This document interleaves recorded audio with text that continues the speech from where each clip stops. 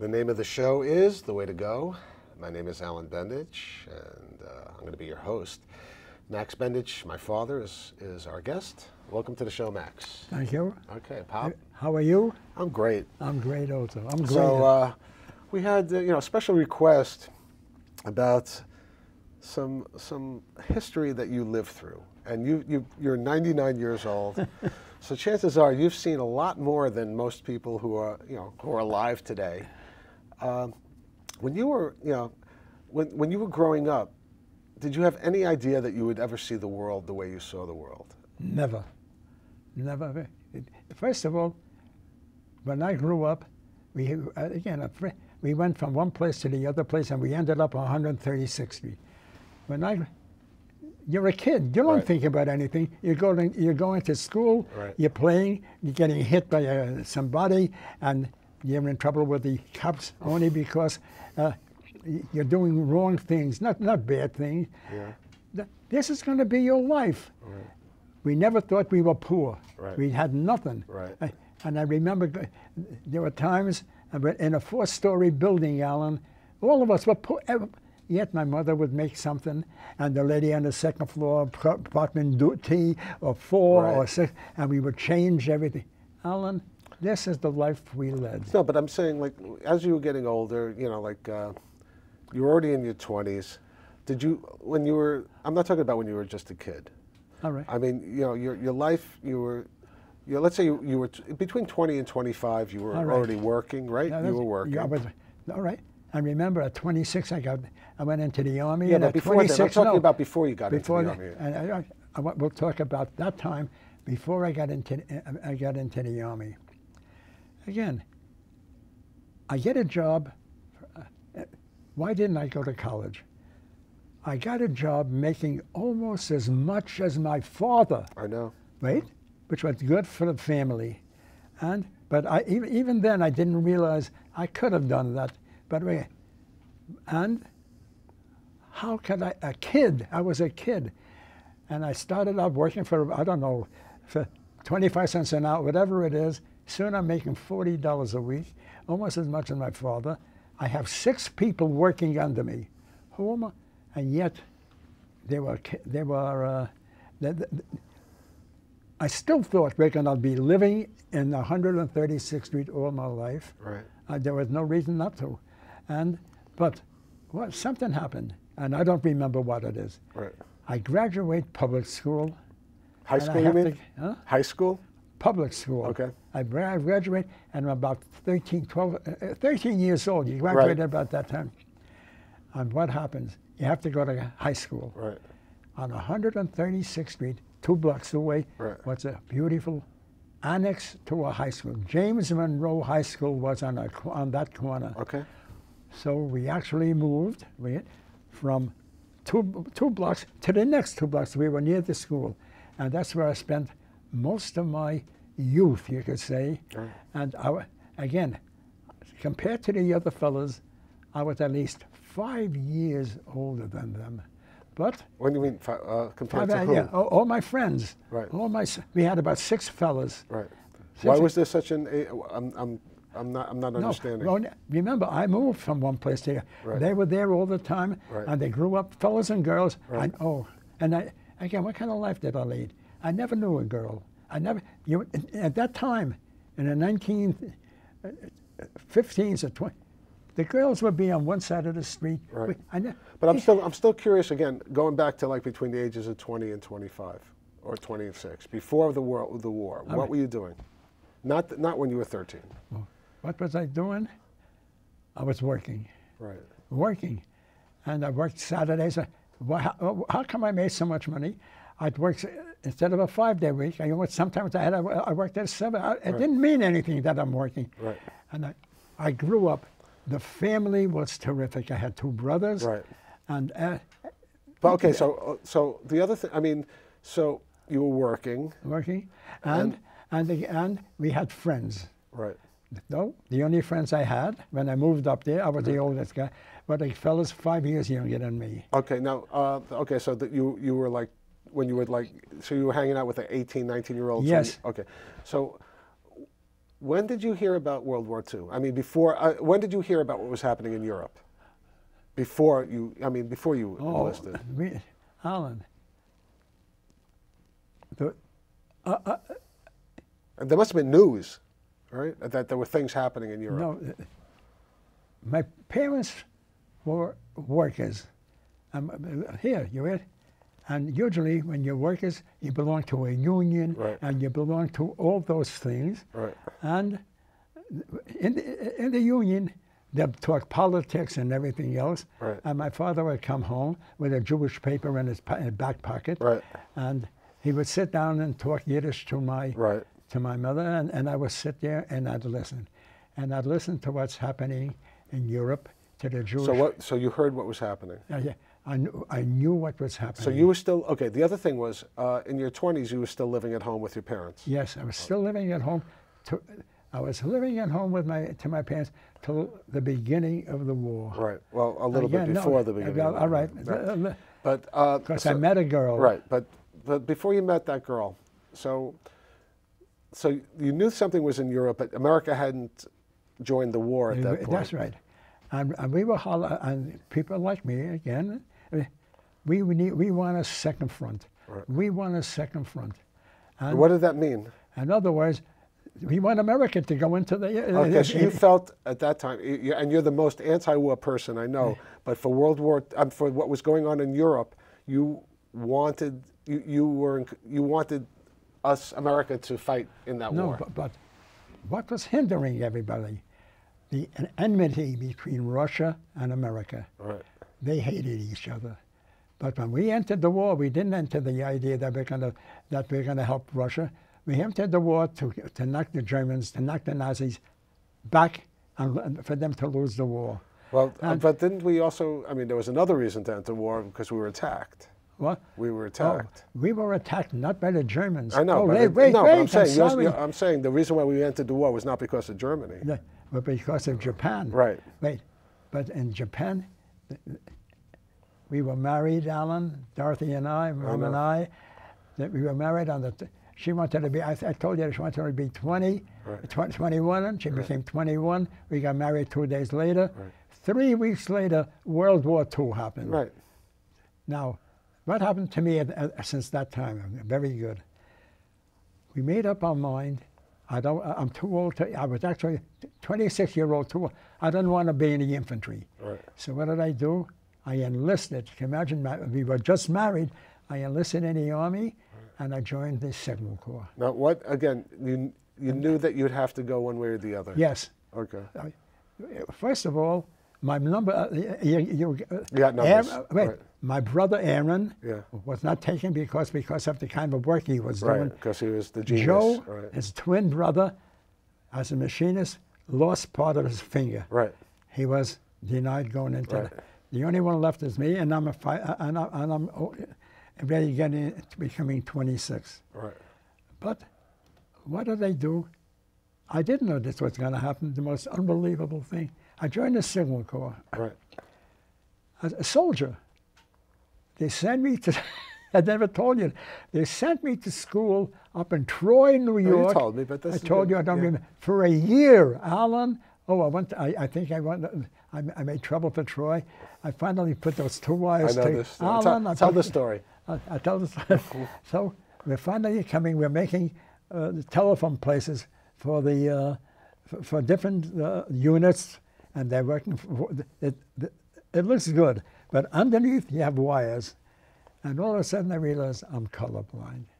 And what does colorblind have to do with anything? I must have put 2 wires together.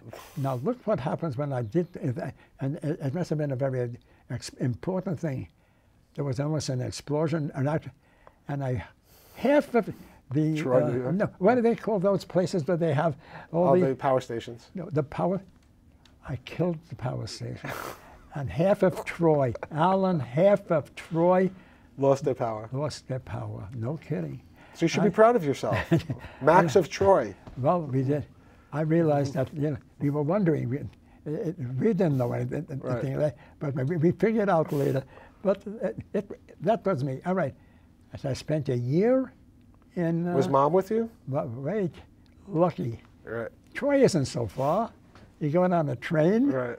and she rented a little room, and we were together, I don't know, almost a year, I think it was. Right. How long it took me to become. Now look how lucky I am. So that started me and Mom, me and Mom being together while I'm a soldier. Right. We go to Camp Crowder, New Missouri, and that's in Missouri. What happens after that? Yeah. They allow people who are married to live off the post. Right. Dorothy hears that. She has a government job. She quits the job, goes to Neosho, Missouri. I remember. Buys a house. Rents a house, half a house. Right. Oh, there were poor people there, Alan. Rents a house, almost for nothing. And there was a ruling in Camp Crowder. Anyone whose spouse lives off the post can have the weekend off and live and be with the spouse. So again, I was with Mom. How long? For 9 months. Wow. We were 9 months in Camp Crowder. And so my life as a soldier in the beginning was unbelievable. Oh, and I became a T5, a corporal. Right? And you're a technician. Right. You know, I was doing one thing, and then the technicians are and two stripes, Right. and without it's supposed to be a corporal, right. but you haven't got the power of a corporal. Right. And then all of a sudden we realize that we have to go overseas. Your numbers come. Yeah. No, wait. The game is over. They would give us shoes. Yeah. Oh, that was the whole thing for about a month or so. When you guys get shoes that are upside down, rough, and not, it's shined now. Yeah. But if you look inside, so that the light shouldn't glare off, and we got those shoes. What did Mom do? This I didn't tell you. I didn't. Mac, I want a baby. Alan, I don't want to. She wanted a baby. I said, Dorothy. Well, we talked this over. This is before you went overseas? That's naturally before I went overseas. Wow. I said, look, you're a young lady, you're pretty, and blah, blah. I get killed. I'm going overseas. And when I get killed, you're stuck with a baby. What are you going to do with a baby? So finally, my brothers, they all figured, Mac is right. And we didn't have a baby. But as soon as I came... That was my brother or sister. What'd you do? Boy, that kid would be old. But, Alan, Right. 10 months after. I know. But Dad, the more. question, that one of the questions, so when you think, before you went to Europe, yes, and when you came back, what changes? I'm not talking about what happened in Europe, but was there a change, if you remember, of your outlook on life? Was there a change?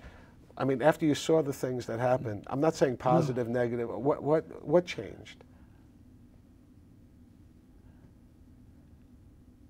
Two things. Well, actually, look, Alan, look. I was supposed to be in the Battle of the Bulge. Right. Alan, I was supposed to be. I mean, I read articles about that, and I think I told you that. A bunch of times. And I would have been killed. Right. That changed my life also. Right. But how did it change my life? Oh, day and night. And I think I told you this too. I went from the Battle of the Bulge into an outfit called the Second Armored Division. Right. They lost half the men right. to secure Italy, and we became the occupying force in Berlin. Now we're coming into Berlin, and on the other, I think I told you, on the other side of the Russians leaving Berlin and now. But I'm not talking about I'm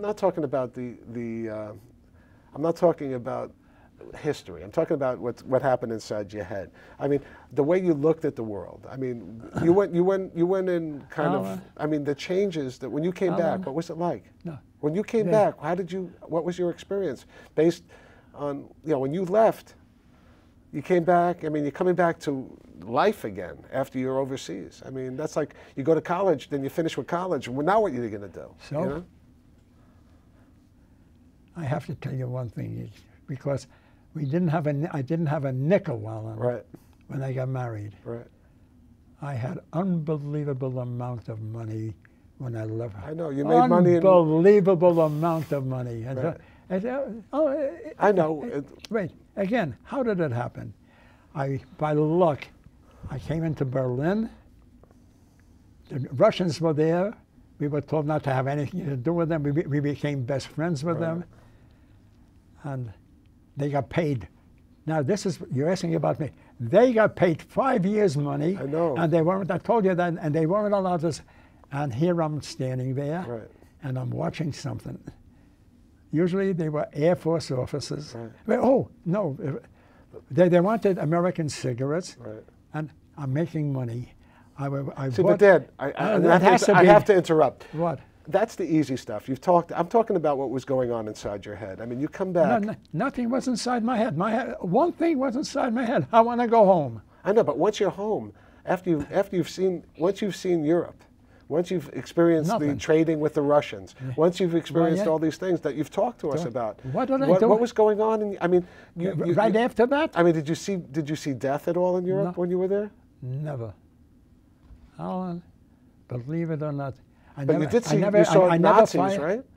I mean, you saw prisoners of war. We saw prisoners of war. You know where we saw the prisoners of war? I know, in the United States. In the United States. I know. I never saw prisoners. Even we were in Berlin.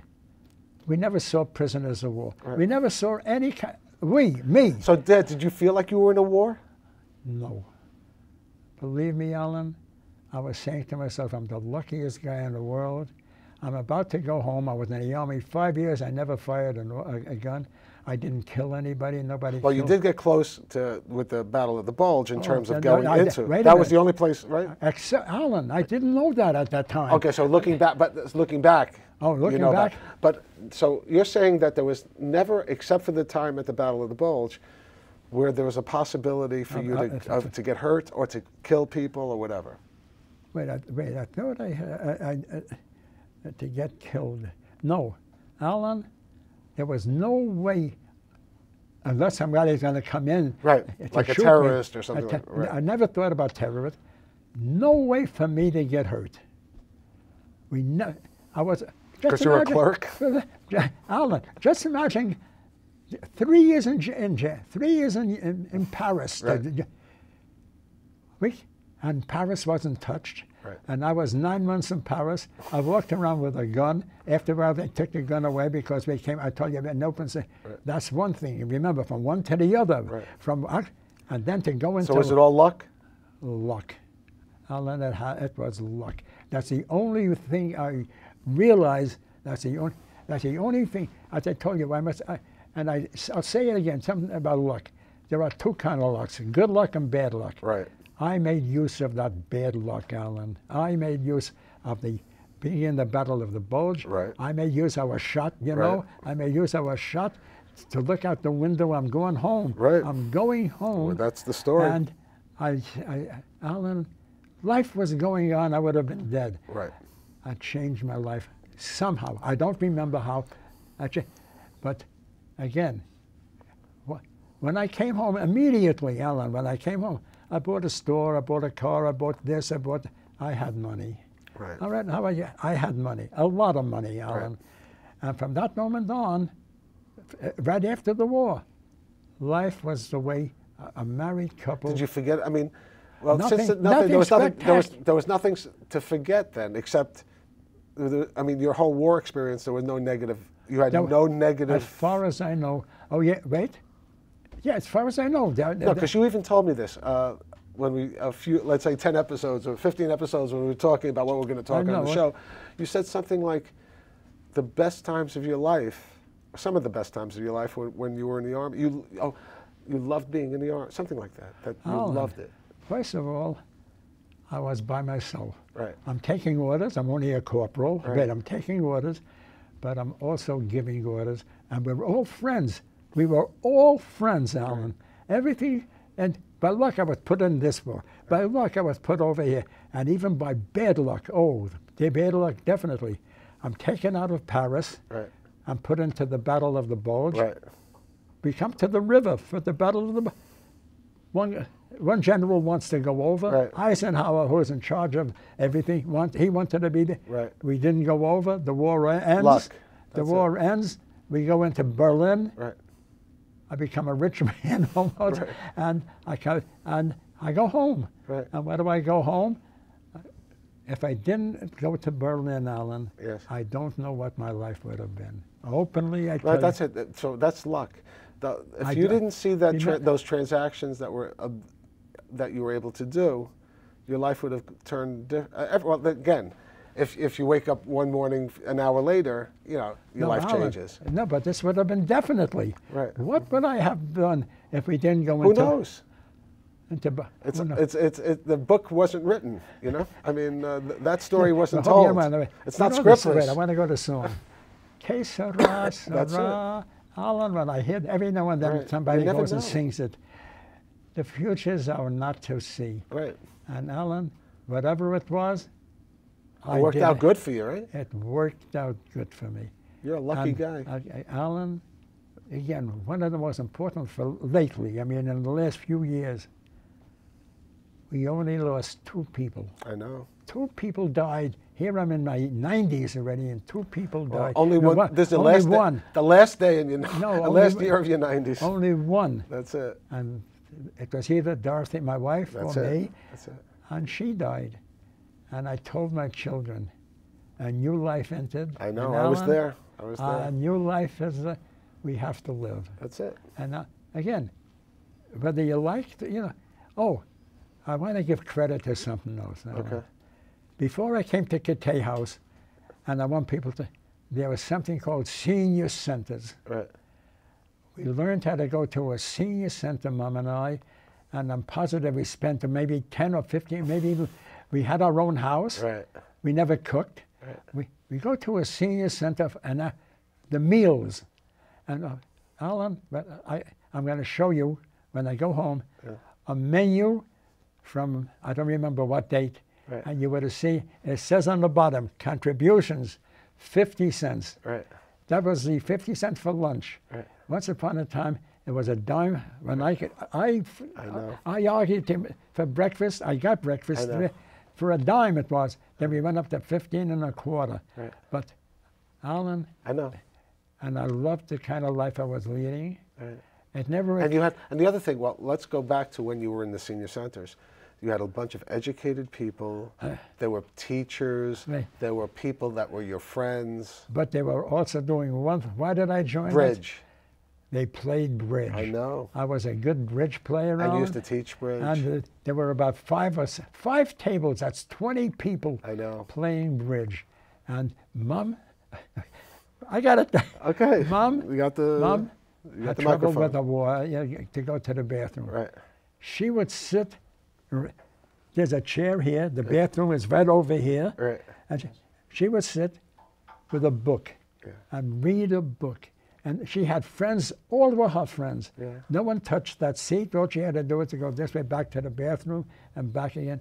Okay. And- One quick question, though. Okay, because another question that someone special wanted to be asked, and I'm not sure if this is it, but I'm curious. I mean, when you see what technology is today, or what technology, Yes. or what technology was 20 years ago, or even the computer that you have in your house that has no, it's like a 386, a very old type of computer that you play solitaire, versus the things that you grew up with. I mean, what is it like a Jules Verne novel?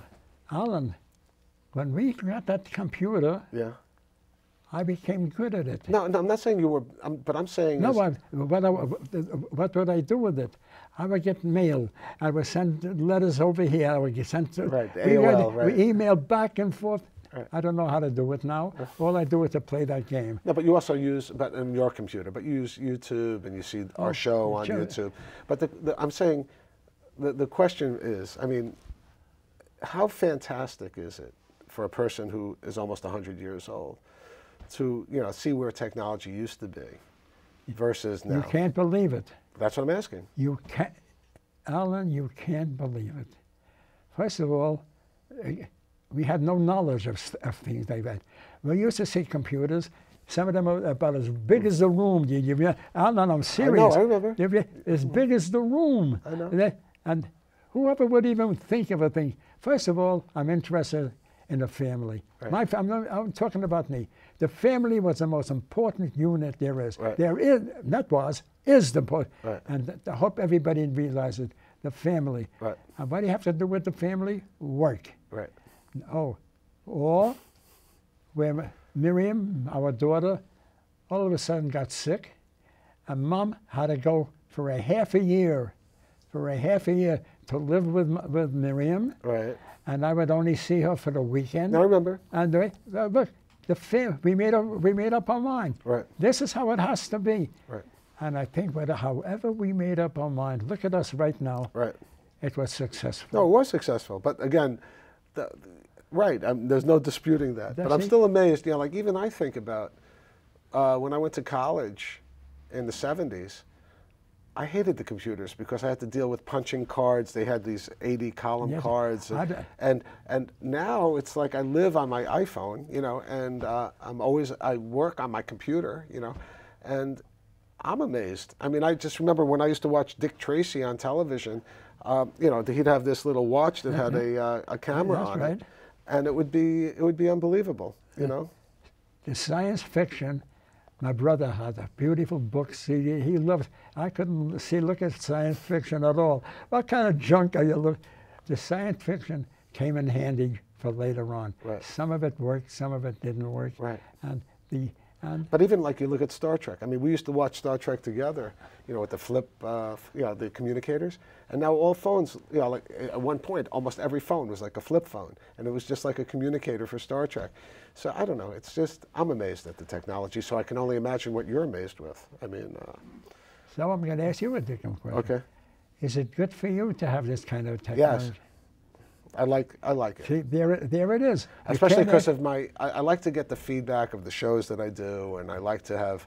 No, I mean, but maybe it's the one thing. Maybe it's not so good is that I become, like my wife will say, Wendy will say, you come home from work, you're on the computer, but the thing is, when you're on the computer, it's actually a certain kind of activity because you're reading.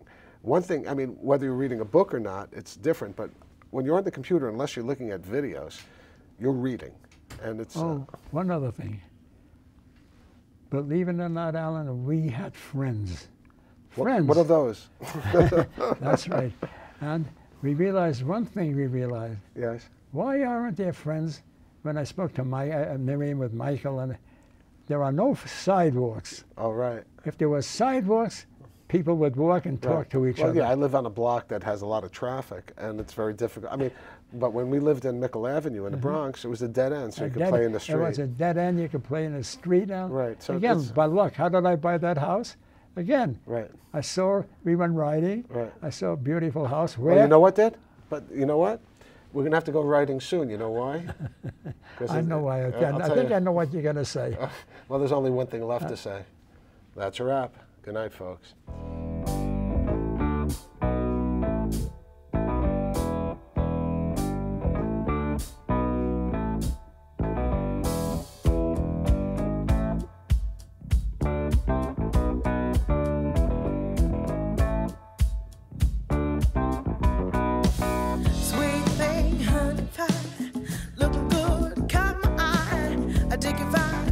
Smile.